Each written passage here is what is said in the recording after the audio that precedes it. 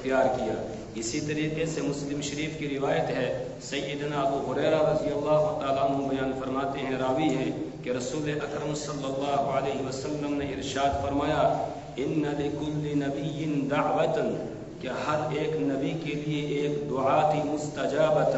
جو اللہ کے یہاں قبول ہونی تھی۔ یعنی اللہ نے ہر نبی کو ایک دعا دی کہ وہ جو دعا کرے گا وہ دعا اللہ کے یہاں قبول ہو جائے گی۔ فتعجل کل نبی دعوتہ، تو ہر نبی نے اس دعا کے مانگنے میں جلدی کی اور ہر نبی نے وہ دعا مانگ لی ہے۔ وانی اختبأت دعوتی شفاعۃ لامتی، اور میں نے اپنی اس دعا کو اپنی امت کے لیے چھپا کر رکھا ہے، یوم القیامہ، قیامت کے دن اپنی امت کی شفاعت اور سفارش کرنے کے لیے میں نے اس دعا کو چھپا کے رکھا ہے۔ وہی نائلۃ انشاء اللہ، اور یہ میری شفاعت حاصل ہوگی، ملے گی، نصیب ہوگی ہر اس شخص کو من مات لا یشرک باللہ شیئا، کہ جس کا انتقال اس حال میں ہوا ہو کہ اس وقت وہ اللہ کے ساتھ کسی کو شریک ٹھہرانے والا نہ ہو، وہ مشرک نہ ہو، موحد ہو، اس کو میری یہ شفاعت نصیب ہوگی۔ قیامت کے دن جو شفاعتیں ہوں گی وہ دو قسم کی ہے، ایک شفاعت کبریٰ ہے جس کا بیان ہم تفصیل کے ساتھ پہلے پڑھ چکے ہیں کہ میدان محشر میں حساب کتاب شروع کرانے کے لیے ایک شفاعت ہوگی۔ یہ اختیار اور یہ حق صرف رسول اکرم صلی اللہ علیہ وسلم کو ہوگا، آپ کے علاوہ کسی اور کو نہیں ہوگا، اور وہی مقام محمود ہے جو اللہ تعالیٰ آپ کو عطا کریں گے۔ آپ کی سفارش اور شفاعت سے قیامت کے دن حساب کتاب شروع ہوگا۔ اسی طریقے سے ایک اور شفاعت ہے کہ جو صرف رسول پاک صلی اللہ علیہ وسلم کا حق ہے، کسی اور کو وہ نہیں ہوگی۔ وہ یہ ہے کہ آپ کی امت کے 70,000 لوگ ایسے ہوں گے جو بغیر حساب کتاب کے جنت میں جائیں گے۔ ان کے بارے میں آپ کو کہا جائے گا کہ آپ اپنی امت کے 70,000 لوگوں کو بغیر حساب کتاب کے جنت میں داخل کروا دیں، یہ آپ کی شفاعت سے ہوگا۔ اسی طریقے سے ایک شفاعت آپ کے ساتھ اور خاص ہے، وہ بھی ہم پڑھ چکے، وہ ہے کہ جب جنتی لوگ جنت کی طرف جائیں گے اور پل صراط کو پار کر کے آگے چلے جائیں گے، جنت کے دروازے پر پہنچ جائیں گے، تو جنت کا دروازہ کھلوانے کے لیے شفاعت کی ضرورت پڑے گی۔ یہ بھی رسول پاک صلی اللہ علیہ وسلم کا خاص حق ہے، آپ ہی یہ شفاعت کریں گے اور کوئی یہ سفارش اور شفاعت نہیں کرے گا۔ اسی طریقے سے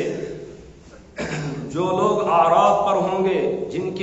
جن کی نیکیاں اور ان کی برائیاں دونوں برابر تھی اور وہ اعراف پر ہیں، ان کو جنت میں ابھی داخلہ نہیں ملا ہے، وہ بھی رسول پاک صلی اللہ علیہ وسلم کی شفاعت سے جنت میں داخل ہوں گے۔ یہ بھی آپ صلی اللہ علیہ وسلم کے ساتھ خاص ہے۔ اسی طریقے سے ایک شفاعت آپ کریں گے جہنمیوں کے بارے میں، اور جہنمیوں میں سے بھی صرف ایک آدمی کے بارے میں آپ کی وہ شفاعت ہوگی، اور وہ ہے رسول پاک صلی اللہ علیہ وسلم کا چچا خواجہ ابو طالب، جس نے رسول پاک صلی اللہ علیہ وسلم کا زندگی بھر ساتھ دیا، آپ صلی اللہ علیہ وسلم کے ساتھ تکلیفیں اٹھائیں، شعب ابی طالب کے اندر آپ کے ساتھ قید ہوا، لیکن ایمان نصیب نہیں ہوا، طلب نہیں تھی۔ آپ صلی اللہ علیہ وسلم نے آخری وقت میں چچا کو یہ کہا، چچا جان ایک مرتبہ آپ کلمہ پڑھ لیجئے، آگے کا معاملہ میں حل کروا لوں گا اللہ کے یہاں سے۔ چچا تیار بھی ہو گیا، لیکن وہاں پر مشرکوں کے بڑے بڑے سردار کچھ بیٹھے ہوئے تھے،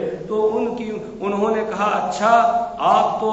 غداری کر رہے ہیں عبد المطلب کے ساتھ، عبد المطلب کے دین کو چھوڑ رہے ہو، تو پھر آپ کے چچا نے یہ کہا کہ میں اسی دین پر اپنی جان دیتا ہوں جو دین تھا عبد المطلب کا، یعنی جہالت والا، بس اسی پر اس کا انتقال ہو جاتا ہے۔ آپ صلی اللہ علیہ وسلم کو بڑا افسوس ہو گیا، آپ نے اس وقت یہ کہا میں اب اپنے چچا کے لیے اللہ سے مغفرت کی دعا کروں گا۔ اللہ کی طرف سے قرآن نازل ہو گیا، ما کان للنبی والذین آمنوا ان یستغفروا للمشرکین، کہ نبی کے لیے اور ایمان والوں کے لیے مشرکین کے لیے دعائے مغفرت کرنا جائز نہیں ہے، ناجائز ہے۔ دعائے مغفرت صرف مومن کے لیے ہو سکتی ہے، کسی مشرک کے لیے، کسی کافر کے لیے دعائے مغفرت کرنے کی اجازت نہیں ہے، اللہ کی طرف سے پابندی لگا دی گئی۔ تو آپ نے پھر یہ شفاعت مانگی، شفاعت کا آپ کو اختیار دیا گیا۔ آپ فرماتے ہیں میں سفارش کروں گا کہ میرے چچا کو جہنم سے تو نکل نہیں سکے گا، کیوں؟ اس لیے کہ جو کفر کی حالت میں، شرک کی حالت میں دنیا سے گیا وہ جہنم ہی کے اندر رہے گا، اس کو وہاں سے نکالا نہیں جائے گا۔ فما تنفعهم شفاعت الشافعین، کسی سفارشی کی سفارش ان کو کوئی نفع دے گی ہی نہیں۔ البتہ میں چچا کے لیے عذاب کے ہلکے ہونے کی دعا کروں گا اور سفارش کروں گا، اللہ میری سفارش کو سنیں گے اور ان کو سب سے ہلکا عذاب دیا جائے گا۔ اور ہلکا عذاب کیا ہوگا کہ آگ کی جوتیاں ان کو پہننے کے لیے دی جائیں گی، اور وہ آگ کی جوتیاں جو ہوں گی اتنی اس کی تپش ہوگی کہ ان کا جو دماغ ہے یہ سر میں اس سے ابل رہا ہوگا، اتنی اس کی تپش ہوگی۔ یہ ہلکا عذاب ہوگا۔ ابو طالب کو آپ کی شفاعت کی وجہ سے ہلکا عذاب، ورنہ تو سب کو جہنم کے آگ کے ستونوں میں بند کر دیا جائے گا اور چاروں طرف سے آگ ان کو گھیر لے گی۔ لیکن ابو طالب کے ساتھ یہ معاملہ ہوگا رسول پاک صلی اللہ علیہ وسلم کی شفاعت سے۔ ایک شفاعت عامہ ہے جو رسول پاک صلی اللہ علیہ وسلم بھی فرمائیں گے، آپ کے ساتھ ساتھ فرشتے بھی وہ سفارش کریں گے، اور فرشتے اس وقت بھی کر رہے ہیں۔ الذین یحملون العرش ومن حولہ یسبحون بحمد ربہم ویؤمنون بہ ویستغفرون للذین آمنوا، کہ جو حاملین عرش فرشتے ہیں وہ اس وقت بھی ایمان والوں کے لیے اللہ سے مغفرت اور بخشش کی دعائیں کر رہے ہیں، یعنی ہر وقت اللہ سے ایمان والوں کی مغفرت اور بخشش کی وہ دعائیں کرتے رہتے ہیں، قیامت کے دن بھی وہ سفارش کریں گے۔ اسی طریقے سے دیگر انبیاء کرام علیہ الصلوۃ والسلام بھی شفاعت کریں گے، اسی طریقے سے ایمان والے وہ بھی سفارش کریں گے، قرآن بھی سفارش کرے گا، اسی طریقے سے روزہ یہ بھی سفارش کرے گا، یعنی بعض اعمال یہ بھی شفاعت کریں گے قیامت کے دن۔ یہ شفاعت عامہ ہوگی، یہ ہوگی ان لوگوں کو جہنم سے نکلوانے کے لیے جن کے پاس ایمان ہے اور جنہوں نے نیکی کے کچھ کام کیے ہوں گے، لیکن اللہ کے قانون کے مطابق ان کی نیکیاں کم رہ گئیں اور گناہ ان کے زیادہ تھے، اس وجہ سے ان کو جہنم کے اندر ڈالا جائے گا۔ تو ان لوگوں کی شفاعت سے، سفارش سے ان کو جہنم سے نکالا جائے گا، چھٹکارا دلایا جائے گا۔ لیکن اللہ کے یہاں جو شفاعت ہوگی، سفارش ہوگی، وہ دنیا کی طرح نہیں ہوگی۔ دنیا کے اندر جو سفارش ہوتی ہے، شفاعت ہوتی ہے، اس کی تین قسمیں ہیں۔ ایک ہے شفاعت وجاہت، ایک ہے شفاعت محبت، ایک ہے شفاعت بالاذن۔ اس کو ایک مثال کے ذریعے سے ہم سمجھیں گے۔ ایک کوئی مجرم ہے، اس مجرم کو گرفتار کر کے بادشاہ کے سامنے لایا گیا، جرم بہت بڑا ہے، اب اس کو سزا ہونی ہے۔ تو ایسا ہوتا ہے بعض دفعہ کہ کوئی صاحب وجاہت، کوئی مرتبے اور درجے والا آدمی جس کا بادشاہ کے یہاں کوئی عہدہ ہو، کوئی بادشاہ کے یہاں مقام ہو، مثلا اس کے وزراء میں سے، اس کے وزیروں میں سے، اس کے جو نیچے کارکنان ہیں ان میں سے کوئی سفارش کرتا ہے اور بادشاہ سے یہ کہتا ہے کہ بادشاہ سلامت، یہ میرا خاص آدمی ہے، اس کو آپ سزا نہ دیں۔ اب بادشاہ سوچتا ہے اگر میں نے اس کی بات نہیں مانی تو پھر میری مملکت کے اندر بغاوت شروع ہو جائے گی، تو اس لیے بہتر ہے اس کی بات مان کے اور اس مجرم کو چھوڑ دیا جائے۔ اس کو کہتے ہیں شفاعت وجاہت۔ اور یہ دنیا کے بادشاہ تو کر سکتے ہیں، اللہ کے یہاں اس طرح کی کوئی سفارش اور شفاعت نہیں ہوگی۔ وہ کسی سے ڈرتا نہیں ہے، ولا یخاف عقباہ، وہ کسی سے ڈرتا نہیں ہے، اس کو کسی سے مشورہ لینے کی ضرورت بھی نہیں ہے۔ سارے لوگ اس کے مخالف ہو جائیں، اس کی شان میں ذرہ برابر بھی کوئی کمی آتی نہیں ہے۔ سب اس کے مطیع اور فرما بردار ہو کر سب اس کے سامنے سجدہ ریز ہو جائیں، اس کی شان میں اتنی سی بھی کوئی علو اور بلندی میں اضافہ ہوتا نہیں ہے، وہ پہلے سے علو اور بلندی والا ہے۔ تو لہذا اس طرح کی سفارش اور شفاعت اللہ کے یہاں نہیں ہوگی۔ دوسری ہے شفاعت محبت۔ وہ کیا ہے کہ دنیا کے اندر کوئی مجرم ہے، اس کو گرفتار کر کے بادشاہ کے سامنے لایا گیا، اب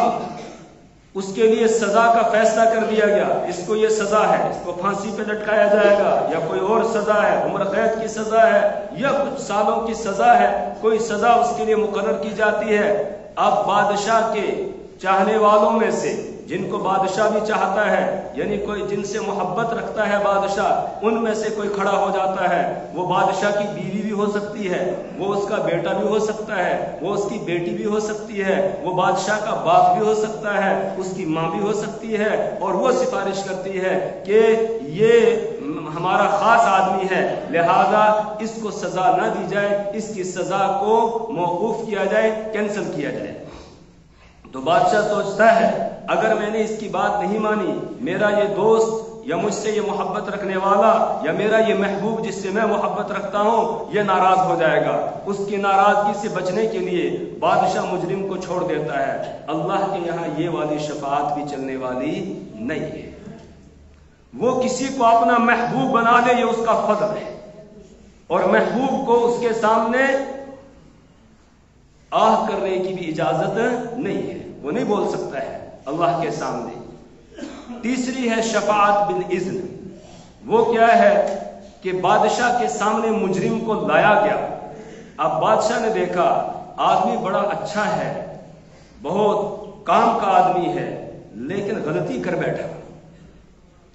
سزا کا مستحق ہو گیا، لیکن بادشاہ اس کے دوسرے کاموں کی وجہ سے اس کو سزا دینا نہیں چاہتا ہے، لیکن قانون کے دائرے میں سزا بنتی ہے۔ اگر اس کو ویسے ہی چھوڑ دے گا تو پھر دوسرے لوگوں کو بھی چھوڑنا پڑے گا۔ تو اب بادشاہ یہ چاہتا ہے کہ میرا قانون جو ہے وہ بھی محفوظ رہے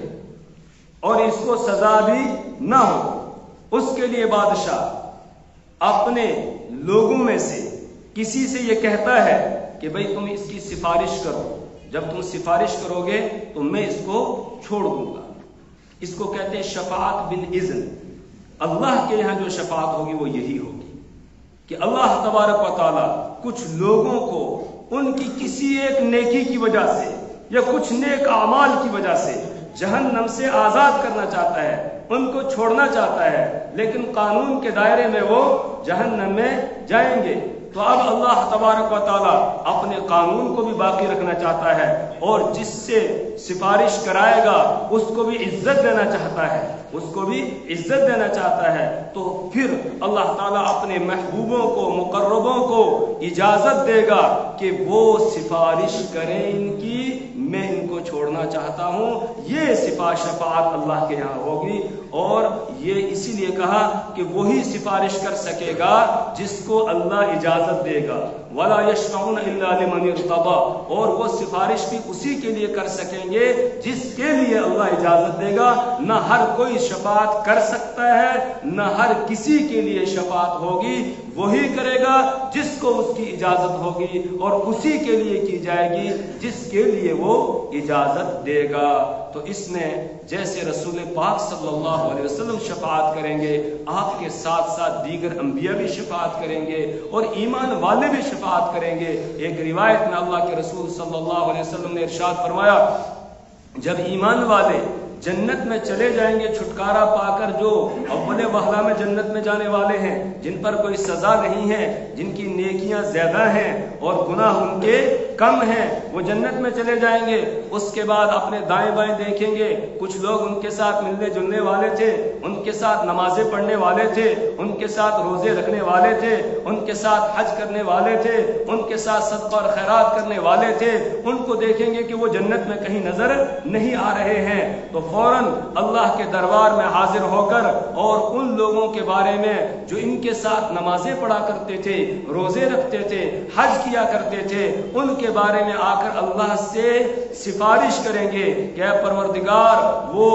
ربنا اخواننا، اے ہمارے پروردگار ہمارے کچھ بھائی تھے، الذین یصلون معنا، جو ہمارے ساتھ نماز پڑھا کرتے تھے، ویصومون، روزے رکھا کرتے تھے، ویحجون، حج کیا کرتے تھے، وَيَعْمَلُونَ أَعْمَالًا صَالِحًا، اور بہت سارے نیک اعمال کیا کرتے تھے۔ وہ وہ جہنم میں ہے، اے اللہ وہ یہاں نظر نہیں آ رہے ہیں، ان کو جہنم سے نکال دیجئے، جنت میں داخل کر دیجئے۔ اللہ تبارک و تعالیٰ ان سے یہ کہیں گے اذهبوا کہ جاؤ تم اور فاخرجوا نکالو جا کر ہر اس شخص کو من عرفتم جس کو تم پہچانو گے اس کو تم وہاں سے نکال کر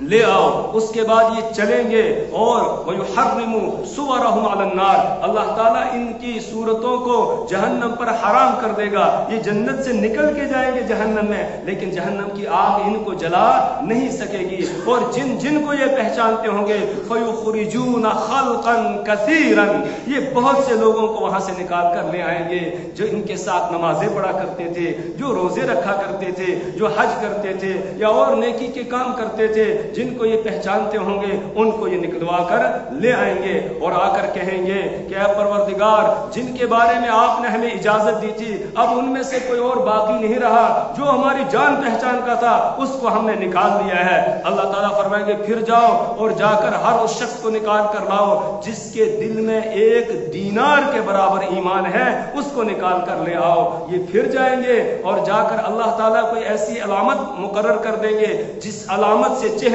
سے پہچانا جائے گا کہ اس کے دل میں 1 دینار کے برابر ایمان ہے، تو ان کو نکال کر لائیں گے یہ لوگ۔ اس کے بعد اللہ تعالیٰ کے دربار میں حاضر ہو کر کہیں گے اے پروردگار جن کے بارے میں آپ نے اجازت دی تھی ان کو تو ہم نکال کر لے آئے ہیں۔ اللہ فرمائیں گے ابھی اور ہیں کچھ، جاؤ ان کو بھی جا کر نکالو۔ یہ ایمان والے مومنین سفارش کر رہے ہوں گے، شفاعت کر رہے ہوں گے، یہ جائیں گے اور جا کر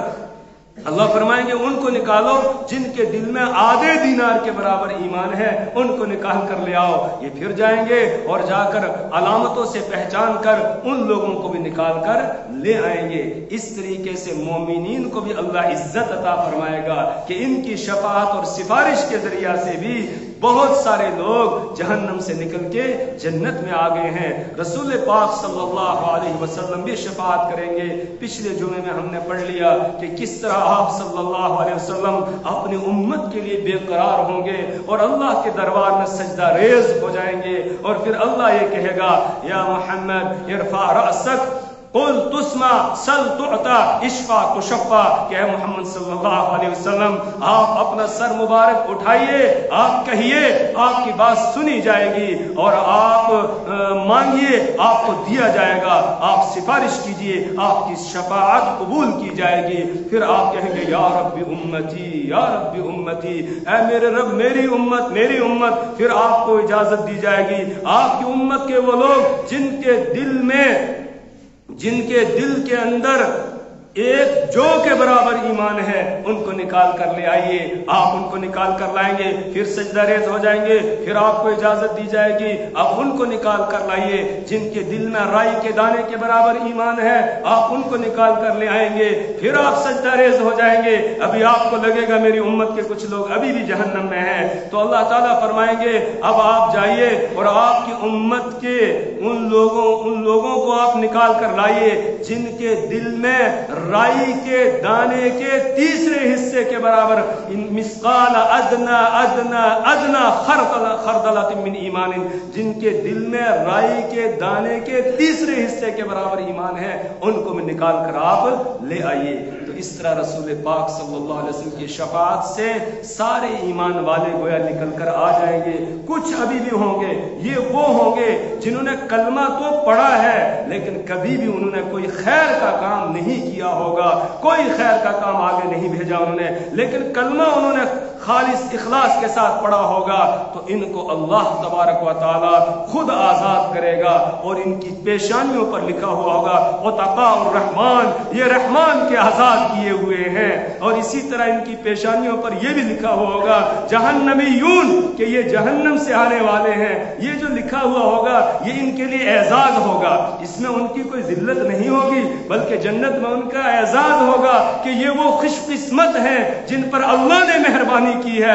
اور ان کو جہنم سے آزاد کیا ہے۔ جس طریقے سے کوئی مجرم بھی ہوتا ہے اگر وہ پھنس جاتا ہے، جب وہ آزاد ہو کر آتا ہے، رہا ہو کر آتا ہے، لوگ اس کا استقبال کرتے ہیں، اسی طرح ان کا بھی استقبال کیا جائے گا۔ یہ ہمارے ساتھ دنیا میں رہا کرتے تھے، ان کا نام ہماری لسٹ میں تھا، مسلمانوں کی لسٹ میں، لیکن اپنی بدعملی کی وجہ سے جہنم میں چلے گئے تھے، آج یہ جنت میں آگے ہیں تو جنتیوں کو بھی ان کی خوشی ہوگی اور وہ ان کا استقبال کریں گے۔ تو جس طریقے سے ایمان والے شفاعت کریں گے، رسول پاک صلی اللہ علیہ وسلم شفاعت کریں گے، دیگر انبیاء شفاعت کریں گے، فرشتے شفاعت کریں گے، اسی طریقے سے کچھ اعمال ہیں وہ بھی اللہ کے یہاں سفارش کریں گے، شفاعت کریں گے۔ اللہ کے رسول صلی اللہ علیہ وسلم نے ارشاد فرمایا کہ الصیام والقرآن یشفعان لعبد یوم القیامہ، کہ روزہ اور قرآن یہ دونوں چیزیں قیامت کے دن بندے کے حق میں سفارش کریں گے۔ پھر آپ نے اس کی تفصیل بیان کی کہ وَيَقُولُ الصِّيَامُ، روزے کہیں گے اے ربی منعتہ الطعام والشہوات، اے اللہ میں نے آپ کے اس بندے کو روک دیا تھا کھانے پینے سے اور نفسانی خواہشات کو پورا کرنے سے، فشفعنی فیہ، لہذا میری سفارش اس کے حق میں قبول کر لیجئے۔ وَيَقُولُ القرآن، اور قرآن کہے گا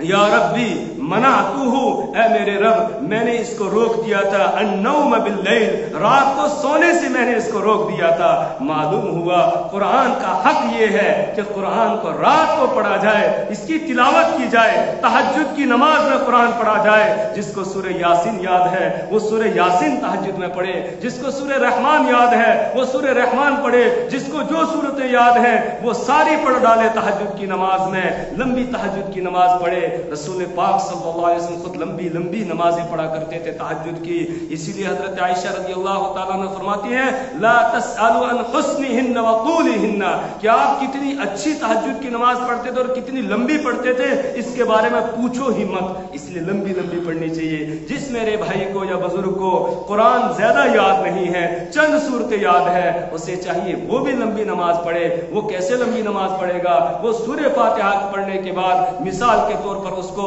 صرف سورہ اخلاص یاد ہے، سورہ اخلاص کو 10 مرتبہ پڑھ لے، 15 مرتبہ پڑھ لے، 20 مرتبہ پڑھ لے، 25 مرتبہ پڑھ لے، جتنی بشاشت سے پڑھ سکتا ہے اتنی مرتبہ اس کو پڑھتا جائے، پھر اتنا ہی لمبا رکوع کرے، اتنا ہی لمبا سجدہ کرے، تو اللہ کی ذات سے امید ہے قیامت کے دن قرآن پاک ہمارے حق میں جھگڑے گا اور سفارش کرے گا اور کہے گا یا ربی منعتہ النوم باللیل، اے میرے رب میں نے اس کو رات میں سونے سے روکا تھا، فشفعنی فیہ، لہذا میری سفارش اس کے حق میں قبول کیجئے، فیشفعان، تو دونوں کی سفارش سن لی جائے گی، روزے کی بھی اور قرآن کی بھی۔ اسی طرح اور بھی بہت سارے اعمال ہیں جو شفاعت کریں گے۔ ایک روایت میں اللہ کے رسول صلی اللہ علیہ وسلم نے فرمایا اقرأوا القرآن، ارے قرآن پڑھو قرآن، فإنه يأتي يوم القيامة شفيعا لأصحابه، اس لیے کہ یہ قیامت کے دن اپنے پڑھنے والوں کے لیے سفارشی بن کے آئے گا۔ یہ عام ہے کہ قرآن پاک نماز میں پڑھا جائے یا نماز کے باہر پڑھا جائے، اس لیے میرے ایمانی بھائیو قرآن کا حق ہے کہ ہم اس کی تلاوت کریں تاکہ ہم قیامت کے دن اس کی شفاعت کے حقدار بن جائے، اور یہ سفارش کر کے ہمیں جنت میں داخلہ دلائے گا۔ سورہ ملک رات کو پڑھنا یہ بھی سفارش کرے گی۔ سورہ ملک جو آدمی پابندی سے رات کو سونے سے پہلے سورہ ملک پڑھتا ہے، سورہ ملک سفارش کرے گی، سورہ بقرہ سفارش کرے گی، سورہ آل عمران سفارش کرے گی۔ ان صورتوں کی آدمی تلاوت کرے اور قرآن کی مطلق طور پر تلاوت کرے، اللہ کی ذات سے امید ہے یہ ہمارے حق میں سفارشی ہوں گے اور ان کی سفارش رد نہیں کی جائے گی اور ہمارا کام بن جائے گا۔ اس سے آگے انشاءاللہ آئندہ جمعے اللہ تبارک و تعالی ہمیں اپنی کتاب کی سمجھ اور فہم عطا فرمائے، اللہ ہمیں ایمان